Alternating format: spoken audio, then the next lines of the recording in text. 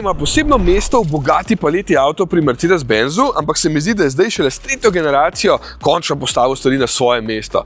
Da ni več v senci precej večjih in dražjih modelov, ampak da ima precej bolj jasno vlogo. To je prvi Mercedes na čist novi prilagodljivi platformi MMA, ki sicer ne pomeni Mixed Martial Arts, da ne bo kdo narobe mislil. Obenem je pa tudi prvi, ki ne meša več oznak, ampak bodo vsi poimenovani isto. Nič ni važno, če ga poganja gorivo ali pa elektrika. Je bilo očitno preveč zmede pri oznakah. V glavnem, imamo CLA 250+, nič drugega, tako da nepoznavalci niti ne bodo vedeli, da je to električna varianta.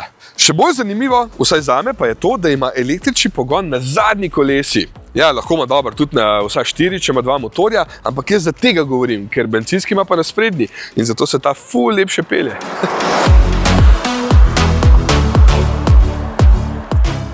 Se spomnim časov, ko je bilo veliko voznikov prestrašenih zaradi zadnjega pogona, zdaj pa je že toliko avtov, ki ga ima, predvsem električnih, da smo se kar nekako navadili. In dejstvo je, da se posuhen takšen avto veliko lepše pelje, ker ima bolj razporejeno maso, motor avto potiska namesto vleče in volan je razbremenjen, zato je avto pač lepše vodljiv. Tukaj je sicer veliko navora in bi zadek hitro pobegnil na spolzkem, pa elektronka toliko hitra pri blokiranju, da ga umiri še predne sploh pomisel, da bi zdrsnil. Meni povzame nekaj veselja, ja. Ampak je tudi res, da je CLA umiren avto in v takšni vlogi se daleč najbolje znajde. Vse gre lahko hiter, vmesni pospeški so krasni, za prehitevanje je fantastičen, pa sploh ni najmočnejši model v ponudbi. Ampak, ko se takole lepo pelješ brez stresa, vidiš, kako lahkoten je v resnici. Sicer je volan zame premehek in s premalo občutka, je pa zato dovolj natančen, da je vožnja igriva. Zanimivo, da CLA vseeno z mano tehta več kot 2 toni, pa v rokah deluje nekaj 100 kg lažje, zato je tok prijeten. Plus, zelo dober je zvočno zatesnjen, tudi na avtocesti je znotraj dovolj tih, da boste slišali vse komentarje sopotnikov. Kabina je zelo prijetna, če vas ne moti kič. Meni vse skupaj deluje preveč okrašeno, preveč igračkasto, vse te zvezdice, lučkanje, potem utripanje celotne osvetlitve, ko se poven. V glavnem, preveč teh disko efektov, ki kar ne pašejo k eleganci Mercedesa. Če odmislim vse to, je pa prostor lepo urejen in prijeten je. Tudi materiali so mi večinoma všeč, je pa ponekod še vedno takšna cenena plastika, recimo tukaj na volanu. Občutek je rahlo utesnjen, kot je bil v CLA-jih vedno, ampak je prostora dovolj, tudi zadaj lahko odrasli normalno sedimo, čeprav se streha zelo hitro dol spusti.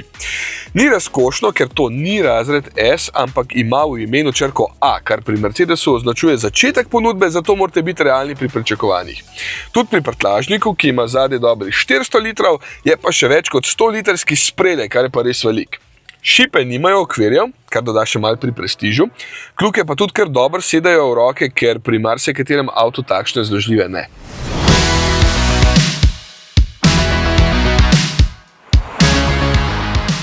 Zelo veliko sem pričakoval od polnjenja pri tem avtu, ker ima 800-voltno omrežje in največjo obljubljeno moč polnjenja kar 320 kW. Je upravičil pričakovanja? Je in ni. Najprej me moti, da ne morem samo vklopiti predgretje baterije, ampak je lahko samo izklopljeno ali pa samodejno. Če to naročim avto, pa prav, da nima te funkcije. Kar nekaj, ker je ravno od tega odvisno, kako močno se bo polnila baterija, tako da moraš vedno imeti navigacijo vklopljeno in samo takrat potem zadeva deluje. No, v praksi mi je do zdaj uspel polniti z največ 260 kW, polnjenje je pa potem kar dolgo trajalo nad 200 kW, pri 60% je recimo še vedno polnil 150 kW. Evo, zdaj pri 32% mi kaže, da bi lahko polnil 179 kW. To so zelo dobre cifre, ker je za polnjenje od 10 do 80% porabil manj kot 20 minut in že sem šibil naprej z novimi več kot 300 km dosega. Piše, da jih s polno baterijo naredim skoraj 500, tam je 480. Kar sploh ni slabo. Poraba sicer ni toliko majhna, kot se hvalijo. Jaz recimo nisem imel veliko manj kot 20, je bilo pa veliko vožnje na avtocesti, če sem se lepo vozil dinamično po omejitvah, pa tudi temperatura je bila ves čas samo malo nad nulo. Ampak, če primerjam s konkurenco, je boljše, verjetno gre tukaj tudi zasluga menjalniku, ki je, pazi to, dvostopenjski. In ravno to je najboljša rešitev, da lahko poraba pri večjih hitrostih vsaj malo manjša. Mercedes-Benz je s CLA krasno zadev bistvo enostavnega in prijetnega avta. Čeprav je zelo zmogljiv, se lahkotno pelje, udobno, dober, mogoče malo kičast z vsemi temi zvezdicami pa lučkami, v osnovi je pa prav fin in lep dokaz, da se da narediti tudi dober električni avto, če je recepta prav. A, ni še konc.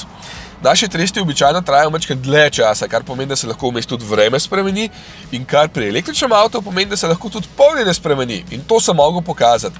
Dejansko sem ga polnil z obljubljenimi 320 kW, sicer zelo malo časa, večinoma je šlo potem blizu 300, kar je še zmer fantastično.